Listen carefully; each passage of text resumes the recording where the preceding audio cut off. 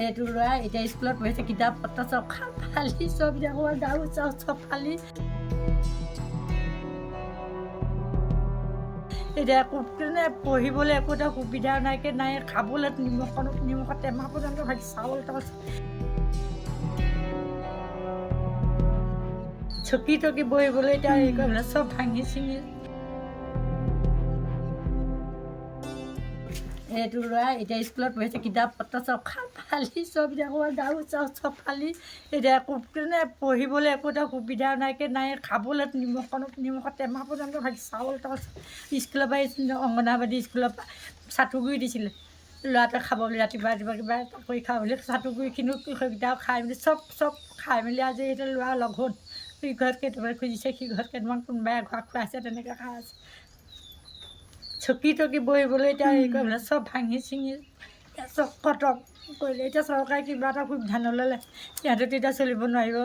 অঞ্চলৰ এই গৌবন্ধা অঞ্চলটো হাতীও নি সদায় আহিয়ে থাকে যে ফৰেষ্টলৈ আগতে খবৰ দি থাকিলে গৈছোঁ ৰ'ব এনেকৈ থাকে, কিন্তু তেনেকৈ অহা নাই। আকৌ হাতী যোৱাৰ পিছত আহে আৰু ফৰেষ্ট আহি মেলি ক'ত কি হৈছিলে অকণমান চাই হ'ব, আমি কিবা এটা কৰিম বুলি কয় তেনেকৈ। তাৰপিছত এই পৰহি দিনাখনো তেনেকৈ আমি অলপ তাৰমানে গম পোৱা নাছিলোঁ, বৰষুণ দি আছিলে, আমি ফেন চলাই শুই আছিলোঁ, শুনা নাছিলোঁ সেই ধুমধাম। তাৰপিছত যেতিয়া আৰু এটা শব্দ শুনি পেলাই সাৰ পাই পেলাই উঠিছোঁ, ক'ৰবাত কিবা এটা হৈ আছে গম লৈছোঁ আৰু। তাৰপৰা কি হ'লেও গম ল'লোঁ, বৰষুণত আৰু আমি মাইকী মানুহ অকলে আহিবও নোৱাৰোঁ কিবা কৰিবলৈ। তাৰপিছত পিছত শুনিছোঁ বোলে আমুকৰ গোঁসাই ঘৰটো বোলে হিৰেণৰ ঘৰটো বোলে ভাঙিছে। তাৰপিছত আমি আহিব নোৱাৰোঁ, পোহৰে আহি দেখিছোঁ দেখোন এইখন ভাঙি এইবোৰ ভাঙি এইবোৰ চব তেতিয়া পৰহি দিনা বিচনাখন আছিলে বাৰু, বিচনাখন আছিলে, ইফালে ৱালখনো আছিলে। তাৰপিছত এইবিলাক বস্তু লাইট চাইট এইবোৰ চাউল তাত নিমখ চিমখ গোটেই দৰ্জাখন ইমান কাঠৰ ভাল ডবল দৰ্জা আছিলে, সেইখনো ভাঙিলে। এইডাল কি লাইনৰ সেইবিলাকো চব ছিঙিলে। তাৰপিছত ছিঙি আকৌ আমি ফৰেষ্টলৈ তেতিয়া বোলো নহয় আকৌ আপোনালোক আহক, য'তে যেনেকৈ আছে আহক, চাই যাওকচোন, আপোনালোকৰ দায়িত্ব আছে এনেকৈ বুলি ক'লোঁ। তাৰপিছত তেখেতসকল আহিলে, তেখেতসকল আহি পেলাই ইয়াত চাই গৈ পেলাই মন্দিৰলৈ তালৈ গ'ল, কি লিখা লিখি কৰিলে, হ'ব বাৰু আমি আপোনালোকেও চৰকাৰলৈ কিবা এটা জনাব এনেকৈ বুলি ক'লে। তাৰপিছত আমি এখন কাগজ লিখি পেলাই তেওঁলোকৰ হাততে দি পঠিয়ালোঁ। কালি যোৱা ৰাতি ডাঙৰীয়া বাবা আহি ঘৰ যিখন আছিলে সেইখন ভাঙি পেলালে।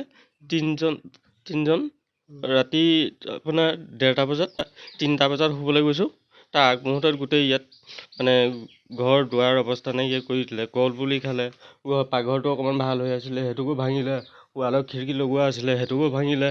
যেতিয়া ফৰেষ্টাৰ আহিছে, ফৰেষ্টাৰ আহিয়ে হাতীকেইটা অকণমান বম চম ফুটাইছে, অকণমান আঁতৰি গৈছে। ইয়াত হাতী আপোনাৰ 11টা বজাত আহিছে, দুদিন আহিছে। পৰহি দিনাখন 1টা বজাত আহিছে, কালি 11টা বজাত আহিছে, আহি গোটেই মানে অৱস্থা নাইকিয়া কৰিছে, ঘৰ দুৱাৰৰ পৰা ধৰি ভাঙিছে। ৰাতি ওচৰ চুবুৰীয়া মানুহৰ ঘৰতে আছিলোঁ, চাউল সামগ্ৰী যিমান বস্তু আছিলে চব ভাঙি চিঙি অৱস্থা নাইকিয়া কৰিলে। চৰকাৰৰ পিনৰ পৰা কিবা এটা সহযোগ কৰিব লাগে, এয়াই ক'লোঁ মই। আমি হ'ল গাঁও চুবুৰীয়া, কিন্তু যোৱা নিকা এইটো ঘৰখন চপাই ধ্বংস কৰিলে মানুহটোনো ক'ত থাকিব। সেইটো কাৰণে গভৰ্ণমেণ্টে অকণমান সহযোগ দিব লাগে। ভিতৰৰ বস্তুটো আপোনাৰ একেবাৰে চব পেলাই মেলি গছকি মেলি আদায়ে দেখোন, কিন্তু এইটোকে গভৰ্ণমেণ্টে অকণমান চাব লাগে বুলি কৈছোঁ আৰু।